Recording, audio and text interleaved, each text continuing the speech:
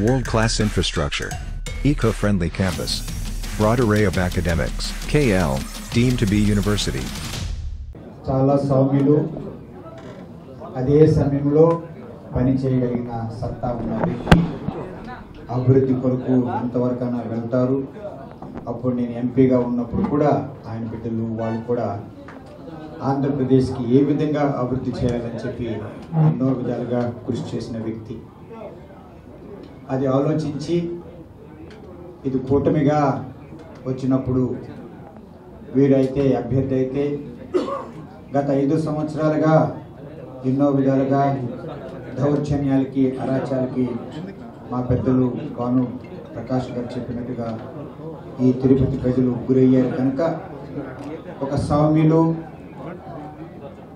ఒక చట్టాన్ని గౌరవించే వ్యక్తి, అవినీతికి దూరంగా ఉండే వ్యక్తి, ప్రజలను కుటుంబ సభ్యులుగా చూసుకునే వ్యక్తి శ్రీనివాసులు ఇవ్వాలని చెప్పి కూటమి అభ్యర్థిగా మా అధ్యక్షులు నడ్డా గారు, అలాగే చంద్రబాబు గారు అధ్యక్షులు టీడీపీ, ఆ తర్వాత జనసేన అధ్యక్షులు పవన్ గారు ముగ్గురు నిర్ణయించుకుని వారికి ఇవ్వడం జరిగింది కనుక ఈరోజు మేము వారిని ఆహ్వానిస్తున్నాం. నేను కూడా గత 15 సంవత్సరాలుగా ప్రజల సేవలో తిరుపతి నియోజకవర్గంలో ఉన్నాను. నేను గత 50 సంవత్సరాలుగా చదువుకున్న వ్యక్తిగా రాజకీయాలు, పార్టీలు, ముఖ్యమంత్రులు, ప్రధానమంత్రుల గురించి తెలుసుకున్న వ్యక్తిని.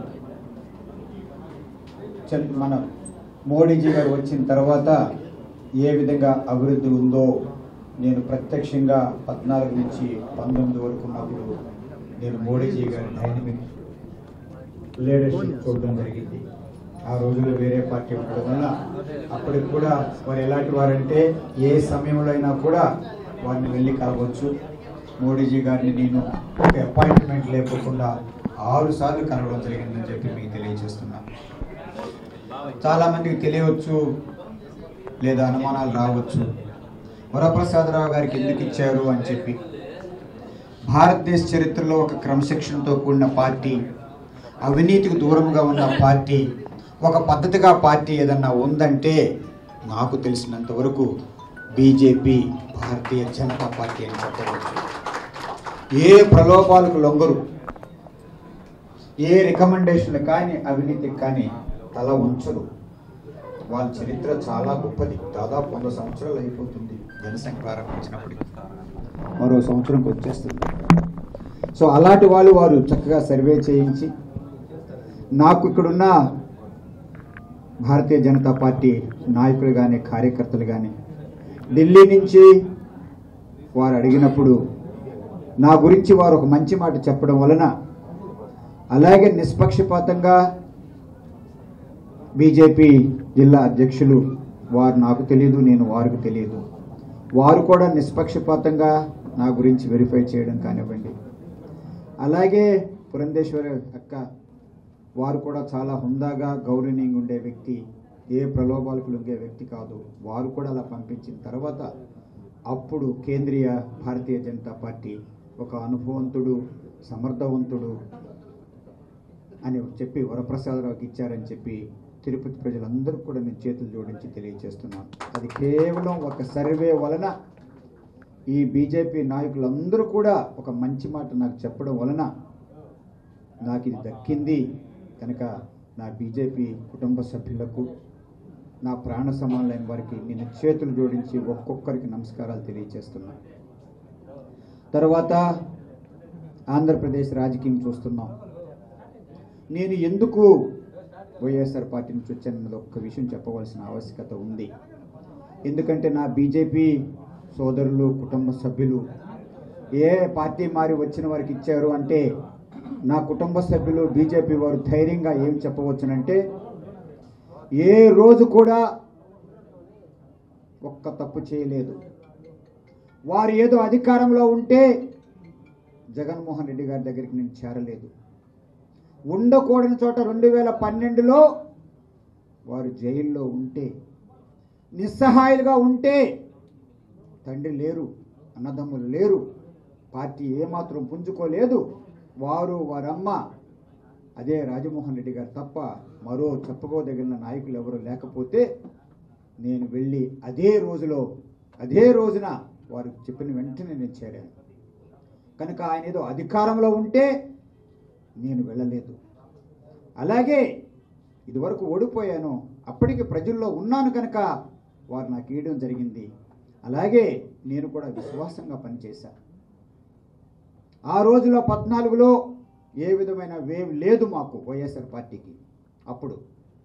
అప్పటికి కూడా ఆ రోజు పెద్దలందరి దగ్గరికి వెళ్ళి 5 సంవత్సరాలు ఓడిపోయినా కూడా ఇక్కడే ఉండి ఒక్కొక్క సామాజిక నాయకులను కానివ్వండి అందరినీ కలవడం వల్ల గెలిచిన తక్కువ మందిలో నేను ఒకడిని అని చెప్పి తెలియజేస్తున్నా. ఆ తర్వాత ప్రత్యేక హోదా కొరకు ఒక చిన్న పిల్లవాడిలాగా అక్కడ లోక్సభలో బయట కూడా నినాదాలతో దీక్షలు చేసినవి కూడా ప్రజలకు గుర్తుంది. రాజీనామా చేయమంటే దాదాపు సంవత్సరం పైచిలుకున్నప్పుడు రాజీనామా చేశా. ఏ రోజు కూడా పార్టీ ఆదేశాలకు నేను ఉల్లంఘించలేదు, తల ఉంచుకుంటూ వెళ్ళాను. చక్కగా క్రమశిక్షణతో ఉన్నా. ఏ కారణం లేకోకుండా కేవలం నేను ప్రజల్లోకి వెళ్తున్నాను కనుక, ఎంపీ ఆఫీసులు అన్ని చోట పెట్టాను కనుక ఇక్కడ ఉన్నవాళ్ళు ఆ రోజును వాళ్ళ అభ్యర్థులై ఉండొచ్చు, ఎందుకంటే వైఎస్ఆర్ పార్టీ ఓడిపోయిన వాళ్ళు అయి ఉండొచ్చు. అన్ని చోట్ల కూడా ఏ కారణం లేకోకుండా వరప్రసాదరావుని మాకు ఎంపీగా ఇవ్వవద్దు, వారు ఉంటే మా ప్రాధాన్యత తగ్గిపోతుందని చెప్పి పిరికి వాళ్ళలాగా వెళ్ళి జగన్మోహన్ రెడ్డి గారికి చెప్పి ఒక సమర్థవంతుడైన నన్ను, ఒక తప్పు చేయని వ్యక్తిని, ఐఏఎస్ ఆఫీసర్గా ఉన్నప్పుడు ఎన్నో రాష్ట్రానికి తమిళనాడుకి నిధులు తీసుకొచ్చిన వ్యక్తిని నన్ను ఎంపీ నుంచి ఎమ్మెల్యేకి పంపించడం జరిగింది. సజ్జల రామకృష్ణ గారు ఏం చెప్పారంటే ఒకే ఒక మాట చెప్పారు, ఎందుకు నన్ను పంపిస్తున్నారని చెప్పి నేను అడిగితే, మీరు రాకెట్ లాగా ప్రజల దగ్గరికి వెళ్ళిపోతున్నారన్నాను. అదే కదా చేయవలసింది, ప్రజాప్రతినిధులు అదే కదా చేయవలసింది. ఏ రోజు కూడా నా పార్టీ వ్యతిరేకంగా నేను పోలేదు. కేవలం ఒక దళితుడు నాయకత్వంలో ఉండకూడదు అన్న కక్షతో, వారి ఒక్క సామాజిక వర్గం ఉండాలా, మరి ఏ ఒక్క బలహీన వర్గాలు నాయకత్వం ఉండకూడదు అనే ఉద్దేశంతో నన్ను ఎంపీ నుంచి ఎమ్మెల్యే పంపించారంటే ఎంత పాపం చేస్తుంటారు వారు. ఏ విధంగా వారికి నాయకత్వానికి అర్హత ఉంది? రైట్. ఆ తర్వాత ఎమ్మెల్యే ఇచ్చారు. దాదాపు 3 నెలల పాటు చెప్పా, నాకు ఎమ్మెల్యే కాదు, నేను ఐఏఎస్ విడిచిపెట్టింది ఒక ఎంపీగా ఉంటే అక్కడ కేంద్ర ప్రభుత్వం నుంచి మంచి నిధులు తీసుకొస్తా. ఐఏఎస్ ఆఫీసర్గా ఉన్నప్పుడు జగన్మోహన్ గారు మల్హోత్రా గారు ఉన్నప్పుడు ఆయన బీజేపీ మంత్రి, 400 కోట్లు నా టూరిజానికి తమిళనాడు రాష్ట్రానికి ఒక ఐఏఎస్ ఆఫీసర్గా నేను తీసుకురావడం జరిగింది. అలా అన్ని డిపార్ట్మెంట్ల నుంచి కూడా. ఆ తర్వాత ఒక్కసారిగా నా రెక్కలు తీసేసినట్టుగా నన్ను తీసి గూడూరు చిన్న ఒక నియోజకవర్గంలో ఎమ్మెల్యే చేశారు. అప్పుడు కూడా ఏ రోజు నా పార్టీ నేనేమనలా. వారిని మాత్రం కోరా, జగన్ గారు నన్ను ఎందుకు పంపిస్తున్నారు ఒక ఎంపీ నుంచి ఎమ్మెల్యే? ఏ రోజు ఒక్క తప్పు చేయలేదు కదా, మీరు కష్టకాలంలో ఉన్నప్పుడు నేను వచ్చా. 14లో ఎవరు కూడా ఒక్క వనరు లేనప్పుడు, ఒక వేవ్ లేనప్పుడు నా 7 ఎమ్మెల్యేలకు కూడా నేను సహాయం చేసుకుని అందులో కేవలం 3 గెలవడం కూడా జరిగింది. ఎందుకు పంపిస్తున్నారంటే, ఇదో ఎమ్మెల్యేలు ఆక్షేపణ చేస్తున్నారని చెప్పారు. ఇదే ఏం ఆక్షేపణ? ప్రజల్లోకి వెళ్ళిపోతున్నానట. ఆ తర్వాత 5 సంవత్సరాలు ఎంతో క్రమశిక్షణతో ఉంటే నాకు ఎమ్మెల్యే వద్దు, ఎంపీ సహాయం చెయ్యండి, నా అనుభవానికి చెయ్యండి, నా అనుభవాన్ని మీరు ఉపయోగించుకోలేదు. ఇదే మాట అన్నాను జగన్మోహన్ రెడ్డి గారిని. నా అనుభవాన్ని, ఎందుకంటే చెయ్య చాపి ఏ రోజు కూడా ఒక పదవి నేను ఆయన కోరలేదని సభామూలకంగా తెలియజేస్తున్నా. ఏ రోజు కూడా ఎందుకు నన్ను ఎమ్మెల్యే తీసుకొచ్చారు, ఎందుకు నా అనుభవం ఉపయోగించుకోవట్లేదు, ఏ ఒక్క పదవి కూడా నాకు ఇవ్వలేదు అని ఏ రోజు నేను వాడిని అడగల. ఒక విధేయుడుగా, ఒక క్రమశిక్షణతో ఉన్నా. అప్పుడు ఎన్నికల దగ్గరకు వస్తున్నప్పుడు ప్రజల్లో ఉండాలని చెప్పి నేను ఐఏఎస్ విడిచిపెట్టి వచ్చాను కనుక, ఏ ఒక్క తప్పు చేయని వ్యక్తిని కనుక నిత్యం ప్రజల్లో ఉంటూ సేవ చేసుకునే వ్యక్తిని కనుక మరలా ఉండాలా అని చెప్పి కోరుకున్నప్పుడు ఇంకా దాని మీద నేను దృష్టి పెట్టలేదన్నా, మీకు కావాలంటే ఇస్తాం, లేదు అంటే ₹1 ఖర్చు లేకుండా పోస్టులు ఇస్తాం, నామినేటెడ్ పోస్టులు. వారికి నేను చెప్పా 14లో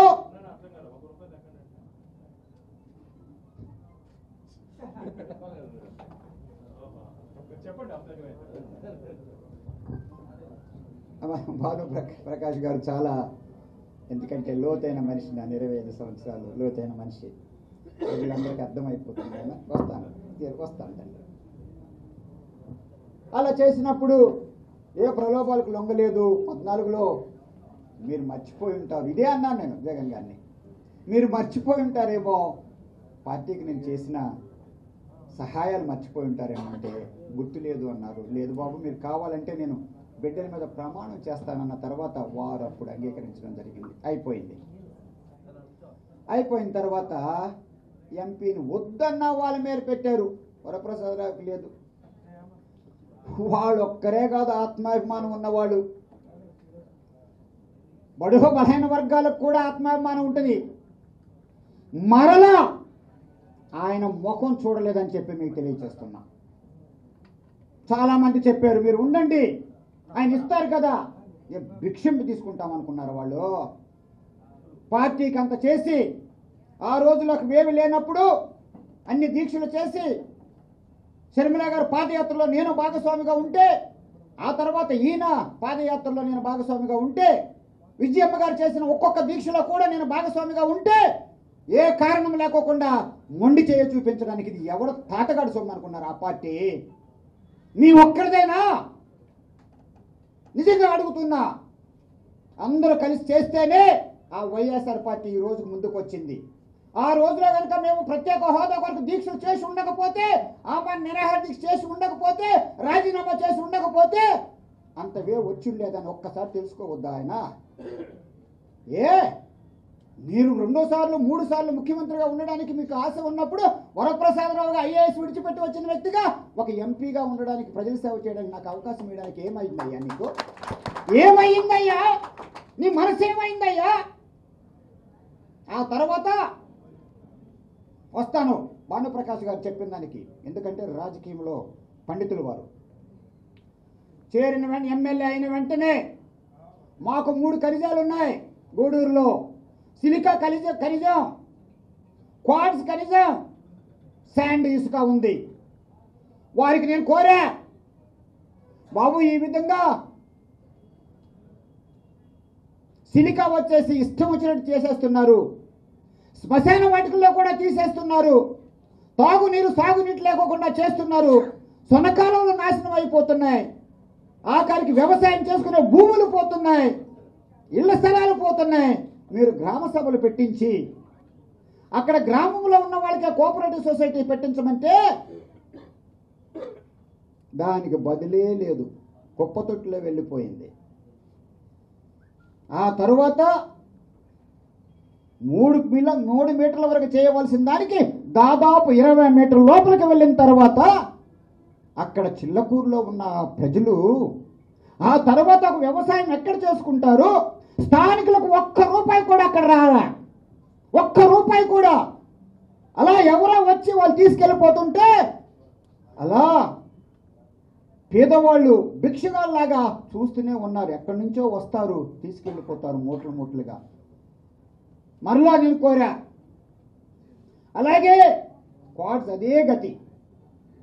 శాండ్కైతే ఇసుకైతే స్వర్ణముఖి వచ్చినప్పుడు అక్కడ వైఎస్ఆర్ పార్టీ నాయకులే, వారు సామాజిక వర్గం చెందిన వారే, మా వ్యవసాయం అంతా పోతుంది, వ్యవసాయం పోతే రైతులు మాత్రమే కాదు కూలీలు కూడా దెబ్బతింటారు అని చెప్పి ఒక నాయకుడు మధుసూదన్ రెడ్డి గారు గుణపాడుపాలెం అడిగినప్పుడు, ఒక వైఎస్ఆర్ పార్టీ నాయకులు ఏ రోజన్నా కనుక ఆయన ప్రజల్లో గెలిచి ఉంటే అలా అడిగిన వ్యక్తిని నువ్వు మాట్లాడాలా?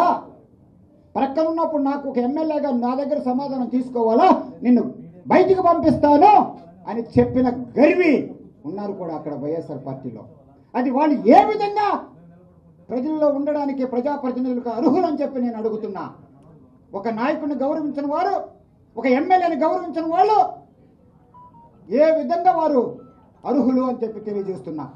మాకున్న 29 మంది ఎస్సీల్లో దాదాపు 27 మంది ఎస్సీల్ని మార్చారు అంటే వారు ఏ విధంగా చూస్తున్నారంటే దళితుల్ని ఒక ఓట్ బ్యాంక్ మాత్రం చూస్తూ ఆ అవినీతితో వచ్చిన డబ్బులన్నీ కూడా రాజకీయంలో మళ్ళా పెడుతూ ఇష్టం వచ్చినట్టు చేస్తూ చివరికి రాష్ట్రాన్ని ఏ విధంగా భ్రష్టు పట్టిస్తున్నారంటే మామూలు ఒక సాధారణమైన వ్యక్తి రాజకీయాలు ఆంధ్రప్రదేశ్లో చేసుకోవడానికి అవకాశం లేకుండా చేస్తున్నారు ఇప్పుడున్న వైఎస్ఆర్ పార్టీ. నేను ప్రత్యక్షంగా చూసా. ఈరోజు బయటకు వచ్చిన తర్వాత ఇది మాట్లాడలా. వారు ఒక్క పదవి నేను ఎందుకు అడగలేదంటే ఒకవేళ నేను తీసుకుంటే పదవి కృతజ్ఞతగా ఉండాలా, బయటకు వచ్చేసిన తర్వాత నన్ను నానా మాటలు అంటారు అని చెప్పి 5 సంవత్సరాలు ఏ రోజు అడగల. ఆ ఎమ్మెల్యే ఎందుకు ఇచ్చారు? నేను రాజీనామా చేశా. ఎవడు తాతగాడు సొమ్ము కాదు. ఆ విధంగా అడుగు చేస్తుంటే మమ్మల్ని 2 విధాలుగా దళితులు బీసీని ఓటు వేయించుకుని నాయకత్వం పెంచడానికి మాత్రం అవకాశం ఇవ్వరు. ఏ ఒక్కరు కూడా మళ్ళీ రెండోసారి ఉండడానికి అవకాశం లేదు. ఏ దూరు ఎక్కడి దగ్గరికి వెళ్ళాలా. పవన్ గారు ఖచ్చితంగా సభామూలకంగా తెలియచేయాలా. 2009 నుంచి వాళ్ళ అన్నగారు ప్రజారాజ్యం పార్టీ పెట్టినప్పుడు నేను అందులో కీలకమైన పాత్ర మేనిఫెస్టో పెట్టాను కనుక ఆ మహానుభావుడు వయసులో చిన్నవారైనప్పుడు కూడా వారు నన్ను పిలిచి, ఏం ప్రసాద్ గారు మీ పేరు ఎక్కడా లిస్టులో చూడలేదే. అప్పుడు వారిని నేను కోరింది ఏమిటంటే, నేను కూడా స్వతంత్రంగా ఉండాలనుకుంటున్నాను పవన్ గారు, అందుకే మరలా జగన్మోహన్ రెడ్డి గారికి వెళ్ళలేదు, కోరలేదు. ఎందుకంటే ఆ పార్టీ ఆ విధంగా కేవలం అనుకూడని మాట చెప్పాలా.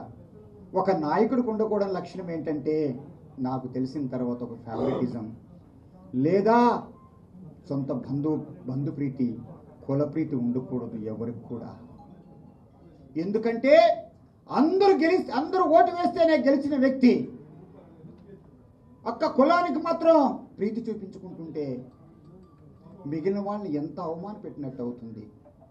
ముఖ్యమంత్రి అదే, వారి దగ్గర ఉన్న ఐఏఎస్ ఆఫీసర్ రాజకీయం చెయ్యకూడదని తెలిసినప్పుడు కూడా ఆయన అదే.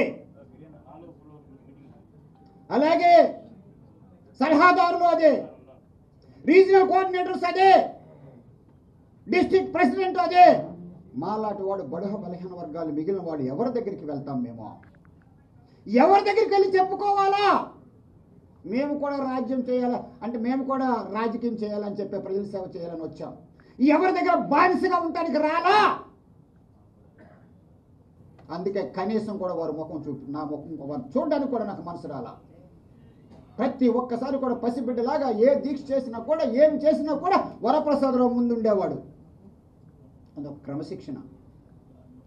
అప్పుడు పవన్ గారు నేను ఒకటి కోరా, నన్ను ఒట్టి చేత్తో వాళ్ళు పంపించారు కనుక, అది అవమాన రకంగా పంపించారు కనుక వైఎస్ఆర్ పార్టీకి నేను కూడా ప్రాణం పెట్టాను కనుక ఈసారి గెలవాలని చెప్పి నేను అనుకుంటున్నా.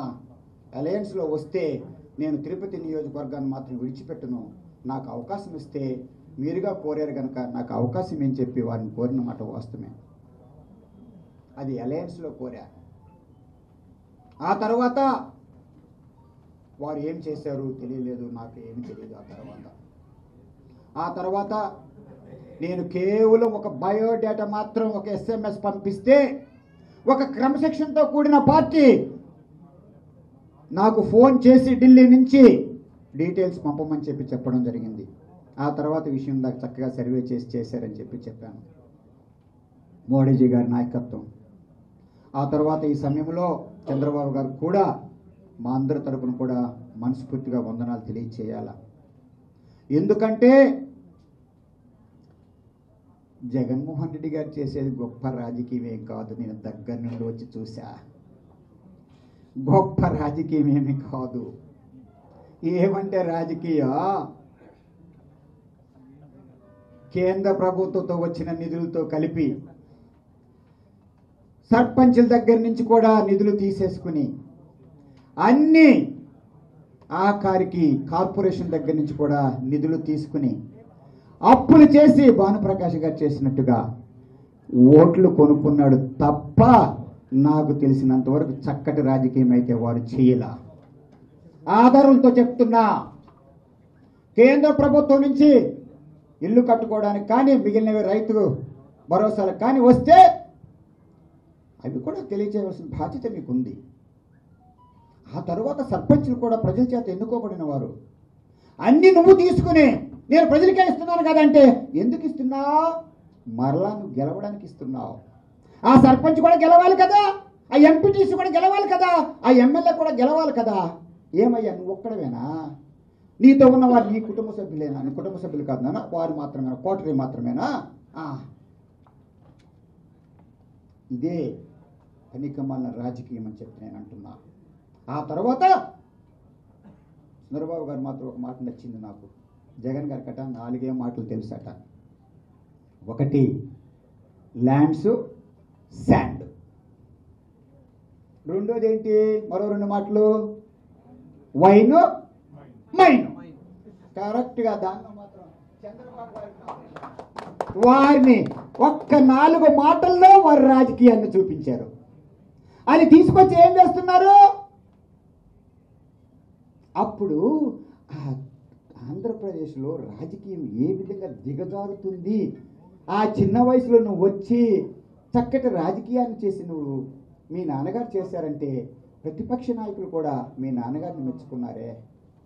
ఉండవల్లి లాంటి వాళ్ళు కూడా మంచి మంచి ఎంపీలు ఉంటే ఆయన ఏ రోజు పోగొట్టుకోలేదే. ఆయన అడ్వైజర్స్ వచ్చి అదే కులంలో పెట్టుకోలేదే. ఎంత హుందా ఉంటేనే కాదు ఆగారి ప్రతిపక్ష తెలుగుదేశం వాళ్ళు కూడా ఆయన గౌరవించారే. అప్పుడు ఆ రాజకీయం నువ్వు ఎందుకు నేర్చుకోవట్లా?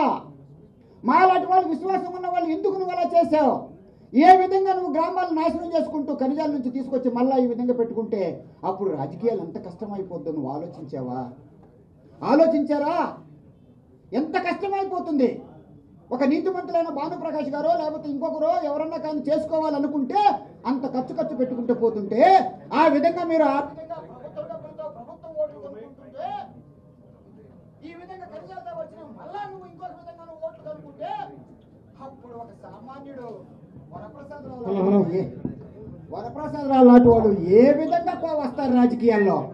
మమ్మల్ని అందరినీ తీసేసి, చదువుకున్న వాళ్ళని తీసేసి, ఆత్మాభిమానంతో ఉన్న వాళ్ళని నువ్వు తీసేసి బానిసలను పెట్టుకుంటావు. ఒక నాయకుడు అన్న తర్వాత నాయకులను తయారు చేయాలి తప్ప ఒక నాయకుడు బానిసలను తయారు చేయకూడదు. ఎంతమంది బాధపడ్డారో ఒక్కసారి తెలియచేయాలంటే ఎంత బాధగా ఉంటుందో చాలా మంది చెప్పేవారు. ఆయన క్రమశిక్షణ కొరకు వెళ్ళలేదు. ముందు 2 రోజులు మొట్టమొదట అయితే జైల్లో ఉన్నప్పుడు ఒక ఋషిలాగా ఉన్నారు. వారు దేవుడు, భక్తి, బ్రహ్మాండం ఎందుకంటే నేను చూసిన వ్యక్తి.